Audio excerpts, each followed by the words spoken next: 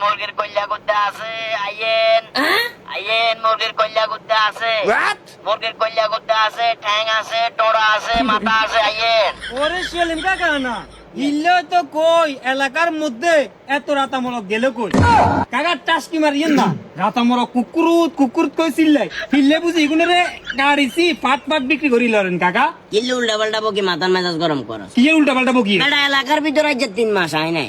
ফেনীর ভিতরে বড় বড় যে রেস্টুরেন্ট গুলো আছে ওই রেস্টুরেন্ট গুলোর ভিতরে ঢুকলে দেখবি বিভিন্ন মুরগির যে বড় বড় ফার্টস যেগুলো আছে বিশেষ করে রান তারপর সকার পকর কিনলে করার ওই জিনিসগুলো বেশি বেশ হয় মুরগির কল্যা তারপরে মুরগির গুদ্দা মুরগির কল্লা মুরগির ঠ্যাং এগুলো তো মানুষ ইচ্ছা খায় না আন্না কোন রাতামূলক কেন 100%। আরে কাকা তুতি জান না তুতি আচ্ছা তো উমাইছে তো লাল বসিরের মার গানা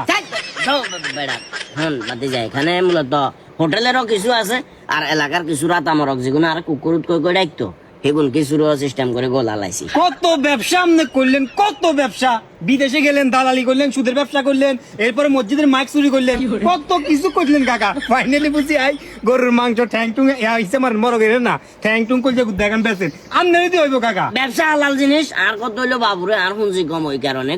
কুকুরুত মরক যেগুনে চিল্লায় সেগুন কিছু আর ফেনী টাউনের বড় বড় হোটেলে তুন কিছু ওই যে গিলা করে না ভালো বলছেন ব্যবসা হালাল জিনিস তবে কাকা চুরি বাটপারি এখন কিন্তু হারাম এগুলা কেয়ার করে চলবেন ব্যবসা সফলতা চলিয়ে যাবে জান দোয়া কাম আছে না তো দোয়া কোনো কাম না 1 কেজি দেন না কাকা টিয়া ওরে দিমু পয়সা টানা কাকা স্যার 1 কেজি দেন না মুরগির কলজা আছে মুরগির ঠ্যাং আছে মাথা আছে আইয়ে